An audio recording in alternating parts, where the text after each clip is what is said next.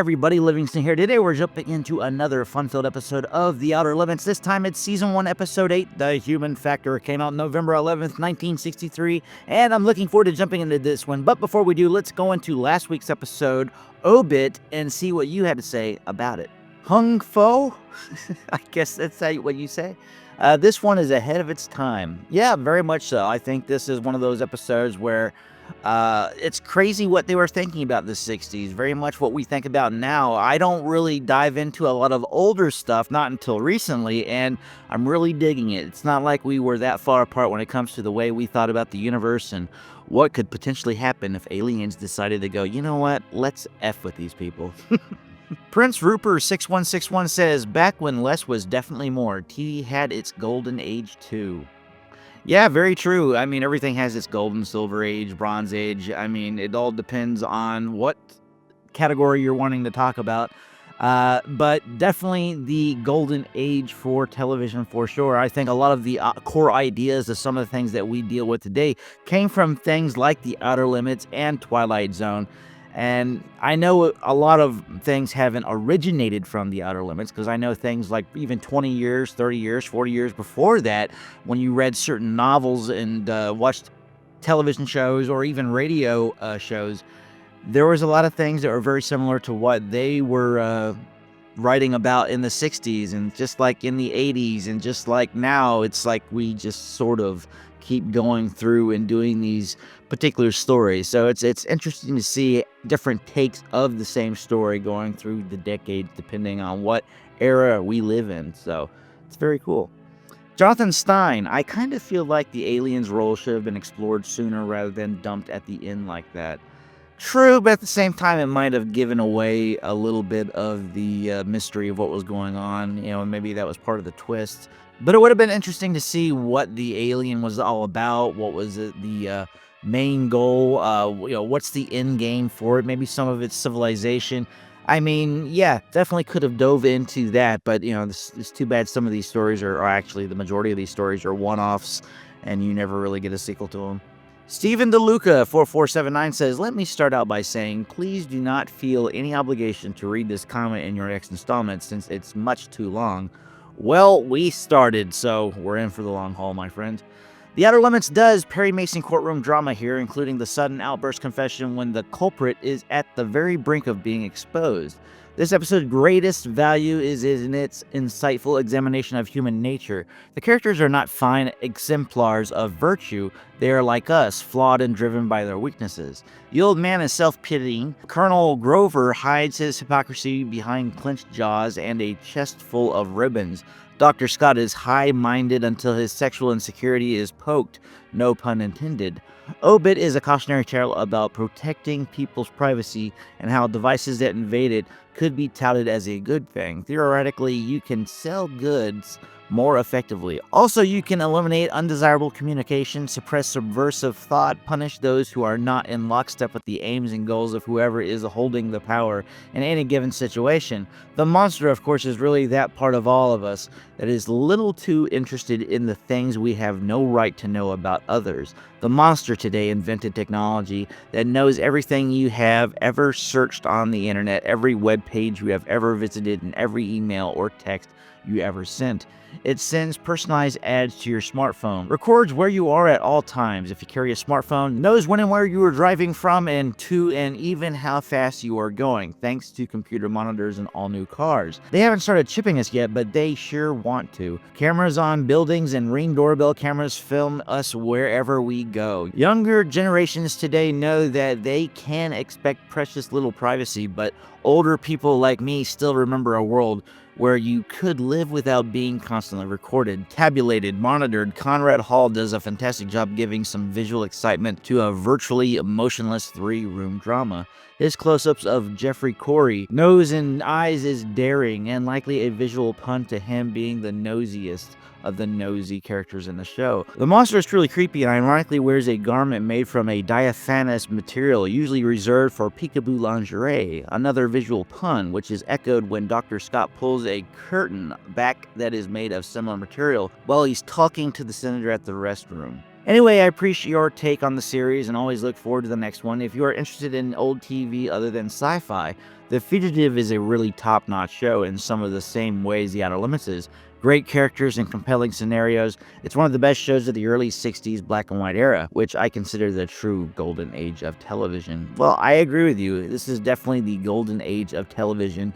As I said in the last comment, a lot of things originate from this era, and a lot of stories that we love today come from these shows like Outer Limits and The Twilight Zone. Yeah, it is a little eerie that what has been talked about and written about as fiction back in the day is now a reality to us, sadly. I mean, we have Alexas in our home and little devices that can hear every single thing that we say. And I'm sure some of these devices, I mean, our search histories and whatnot, we definitely have them pop up. I mean, even when we're talking about something and suddenly that same item or whatever pops up on our screens and it makes us go, okay, wait a minute. I know I didn't search that. Where did that come from? How did that know that? I mean, we have listening devices everywhere.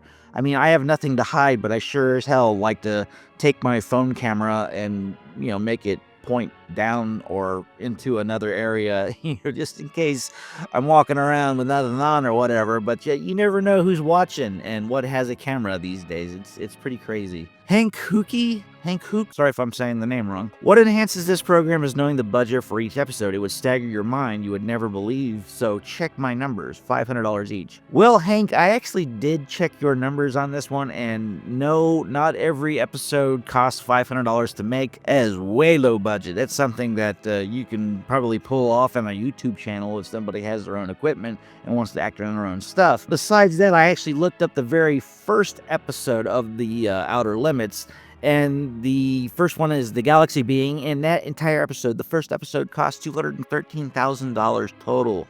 So I don't know where that number came from for $500 an episode, but it's not true. But thanks for the comment. Thanks everybody for your comments. I very much appreciated them. And hey, thanks a lot, Steven DeLuca, for sending that long comment. I very much appreciate it. You took in the time and effort to actually write me that much. And I will always read that much, so feel free to send as much as you'd like to send. I mean, maybe keep it under 1,000 words, but very much appreciated.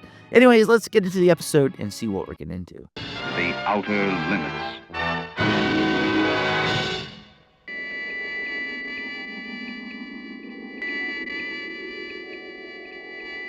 Special guest star Harry Gardino. Never understood the special guest star parts of these things. Isn't everybody a special guest star since they only star in at one time, typically?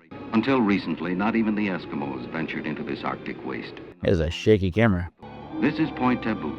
Some 200 men and a few women make this their permanent residence. Their task is to maintain a constant alert against enemy attack. It's a hell of a place to be stationed, but you don't get out much. And we have now transitioned to a set. That's what it looks like. You can tell that back wall it's like a wall or whatever, and they're just kind of like blacking it out, and there's a hint of like a painting in the background. It's completely accident-proof, Colonel. What's that? This lead shielding keeps the radiation at a safe level. There can't possibly be a detonation unless the absorbers are removed. And of course, the bar is locked in place. It won't be unlocked until the bomb is installed. Now hand over that key, Major Giles. We've wasted enough time already. Dear God, glaciers are drifting and hitting each other. It's a hell of an earthquake. Is everybody okay? The disturbance you have just experienced was a minor earthquake. It's here. What's here? Other minor shocks may be expected during the next 24 hours. It's coming over! Don't go crazy. Out in the middle of nowhere. Worst place to go crazy. That's a close-up. Whoa. What are you, bro? You a ghost? Point. Human Factor section, James Hamilton, MD. Place to go, I guess. You've seen some crazy ghosts out in the middle of the snow. I do like that theme song that the Outer Limits has. That Share the same thoughts and emotions simultaneously. This machine will let me know what the subject is really feeling underneath the intellect. I'm not sure I want to go through with it. And that terminal instrument is my own brain. Okay. Our two minds will be joined. Your thoughts will be in my head. And yours will be in mine. It's got a rhythm, sir. Calling it 1:32 p.m. So what does that mean? Like they're synced or in each other's minds? Lustful looks. Plus the romantic music is kind of a dead giveaway. Nope, can't do this. We can't fall in love where we were together. You had a shock, didn't you? I simply had no idea that you thought of me that way. He's got some bushy eyebrows. Experiment was a total success. I'll arrange for my transfer in the morning. No. No, wait a minute, Ingrid. A big part of my job is to help him discover those secret wishes and fantasies and bring them out in the open. Hold that thought. He's right here. Just a moment. It's Colonel Campbell. We'll talk about having sex later. I mean, what our thoughts were about later. I hope you can do something for Major Brothers. I hate to lose my top engineer, but right now I'd call him a sick man. Very sick. Talk won't drive it away, Colonel. Our only hope is to find out where it is hiding and destroy it. I want you to explain that to Dr. Hamilton. Might have been the bump on the head he got last night. He insists the base is invaded by some kind of alien being.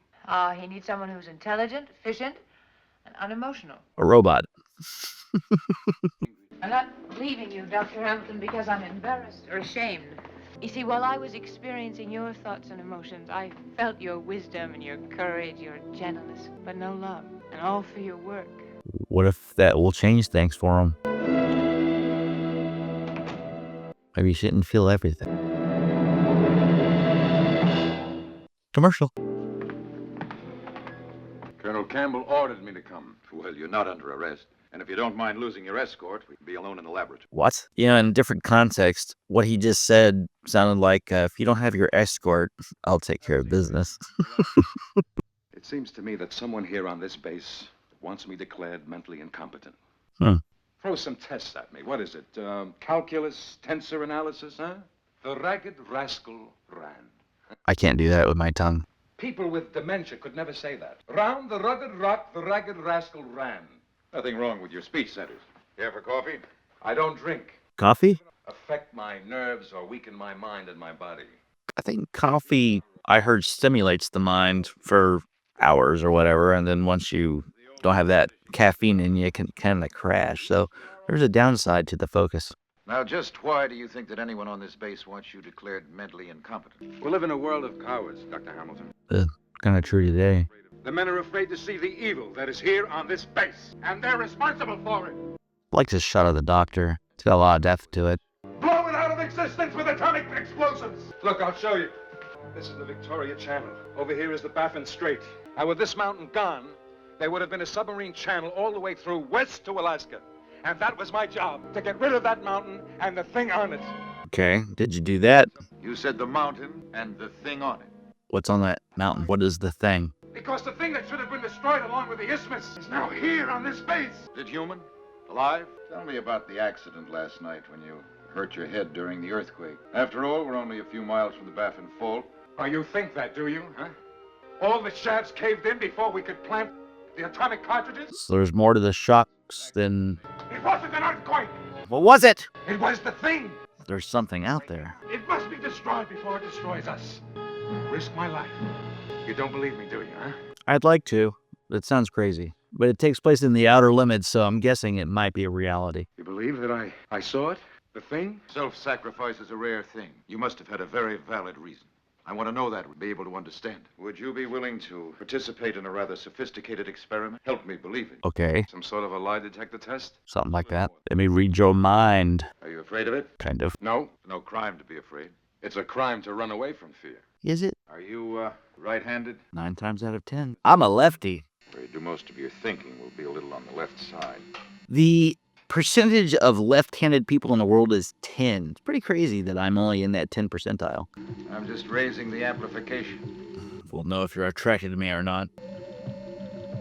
It's working. The lines are getting wavier. Almost there. Fully synced in 3, 2, 1. I counted too fast.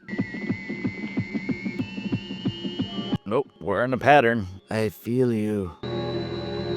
We're synced. Kind of reminds me of the scenes from Pacific Rim where they had to sync each other's brains in order to control the robot, or the Jaegers as they call them. Full focus, we're blurry. There we go. Uh-oh. Is this where you guys get... Wait, do they, like, switch minds or something? That'd be pretty cool. Whatever it is, it's moving again. And this time we're hearing wailing.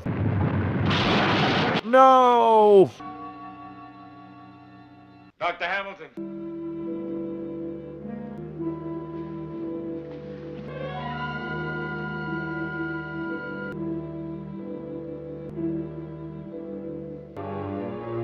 I think the brains have been switched or something. Something happened. They have definitely changed bodies. It is a Freaky Friday scenario.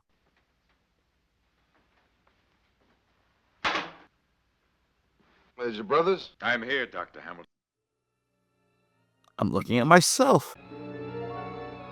Dr. Hamilton should be happy. He's in a younger body. Is he gonna fall in love with the young doctor in a new body? Dr. Hamilton, my mind, my memories, but I have your body. Come on, sit back in the chair and we'll try to undo it. Guards, take Major Brothers to the hospital and see that he's locked in a safe room. For what reason? Well, this guy's a dick all of a sudden. I'm not Major Brothers, I am Dr. Hamilton. Oh no, should have thought this through, man. You're coming off as crazy. Look, will you call Colonel Campbell, please? Now, I can prove that I am Dr. Hamilton. I was born in Billings, Montana. I went to the University of Chicago. Now, this man is trying to destroy everyone on this base. I'll call and order a strong sedative. So they're not gonna question the fact that his coat's all ruffled and dirty? You know, like... I went to the University of Chicago. Great, you just switched bodies. And he's gonna end up with the girl. What sucks is he probably lost like 2 decades of his life by the looks of each guy. Crazy, we get like a 2-for-1 story here. We get some kind of creature that's out in the middle of the Arctic, so whatever that is, and then we got this thing with the changing of the minds. I know both your sons, Joe and Lou. You don't know my sons. You're a crazy person. We played chess last week. Now, ask me anything you want to know about Dr. Hamilton. Sure made a thorough study of Dr. Hamilton. Definitely not an open-minded scientist. I must stay awake. Now, someone has to listen to me. He's out to destroy us all. Then he'll be out for some time. I think you guys are gonna live to regret this moment. Dr. Hamilton's here, Colonel. Oh, come in, Jim. Hey, Jim. Sergeant, get Dr. Hamilton his coffee. Well, I'll have him invalided home on the next plane. Before you do that, I'd like to investigate a little further. I understand he struck his head against an atomic cartridge. Might have received a strong dosage of radiation. We know that ionizing radiation can cause serious damage to the other organs. Might be, except that there was very little radiation. This is an interesting episode. I'd like to see that atomic cartridge myself. Now that I have reason to think back on it, I realize that Brothers has been a sick man for some time. Really? That's not true. Jim, I'm not trying to be the doctor. Why so defensive? I only mean that I've worked with a man a long time and I've seen him change. Well, it all started about 6 months. They were out on a small surveying party out in the Isthmus. Private Gordon. You must remember the incident. That's a hell of a lighter. Gordon fell into a crevasse and it was impossible to get him out. At least that's the way Brothers reported it. Brothers was quite upset when we halted work to investigate. Called it an unnecessary delay. No, because by the time the rescue party got there, fresh snow had covered everything, so we had to take Brothers' word. One of the men said they wanted to attempt a rescue, but Brothers wouldn't permit it. An officer must think of the welfare of all of his men. You've taken this kind of personal. Anyway, Brothers left Gordon there. And as an officer, he may have done exactly the right thing. I'd have gone down into that crevasse. I don't care if they broke me back to private. I wouldn't leave one of my men down in that ice if there was a whispering chance of getting him out alive. Yeah, Brothers. What do you got to say to that? In that case, I'll call Major Giles and tell him you have my permission. I think he should be there to explain things. They're gonna do the experiment again with her brain. I slept on it. And? And you were right about secrets seeming less effective when they're out in the open. Are they? What is it? The creature I've seen. Go back where you belong. Stop accusing me. There was nothing I could do. Dr. Hamilton! Get out!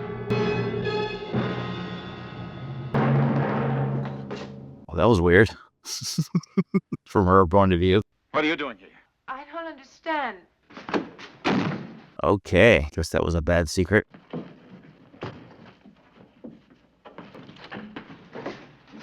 Surely I must have a pistol.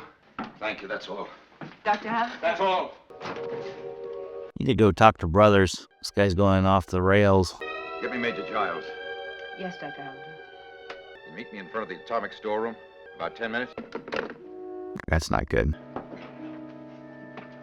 I hope he puts a coat on. And he does. And he changes gun position anyway, so it didn't matter.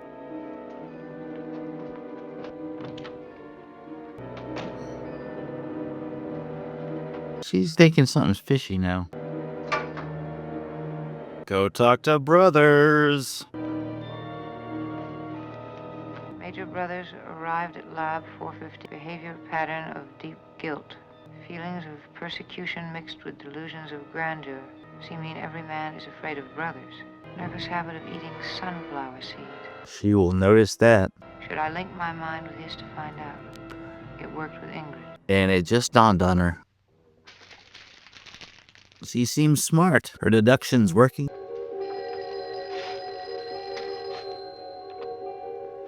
Yes?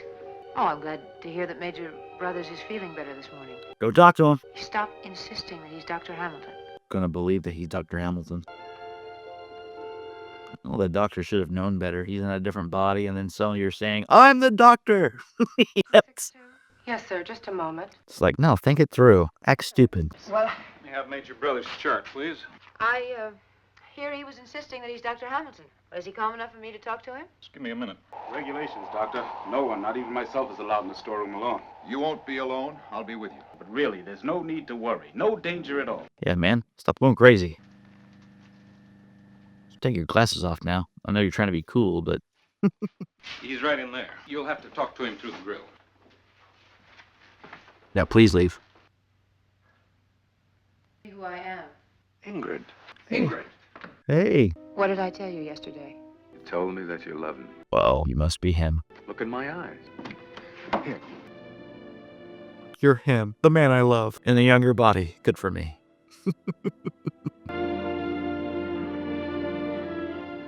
Dr. Hamilton. They won't believe you. And now there's so little time. Major Brother's mind is in my body. He means to destroy the base. The keys. You've got to get the keys.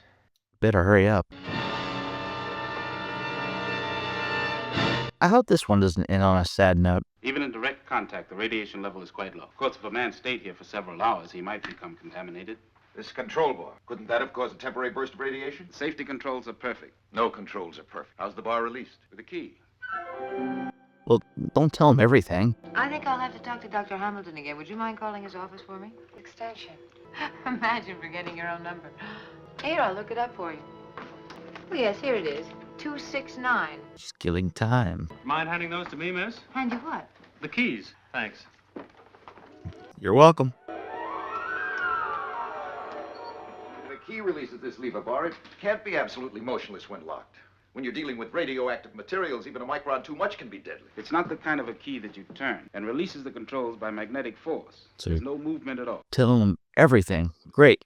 But if you're interested, I can show it to you. Oh, good. First, I'll need the key that unlocks the... Which is there. She gonna flirt with him? What are you doing? Open it up! That's mean.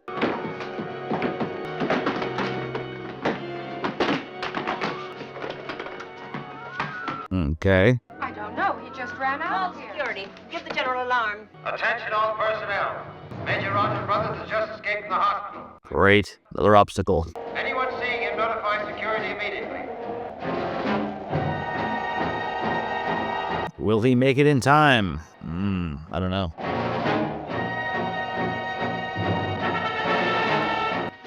The key. Put it back. You were showing me how the dial works. Should start questioning this guy. No, he hasn't returned yet. No, he didn't tell me where he was going. Hey there. Watch out! Get him. Got him. They gonna switch him? Go ahead. Kill me. That's what everyone wants to do, kill me. They're trying to save you. Switch. Switch. I hope they switch before they switch. Do it. Turn this shit on. Oh, wait. Is it off his head? Help me. Help me. The electrodes, hurry. Hurry. Work. Hurry. That's too bad you killed yourself there, bro. Before he dies. Tell me what to do. Raise the amplification.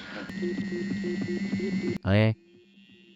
And or it's just synced.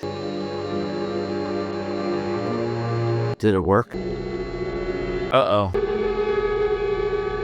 Hopefully it worked. I think it worked.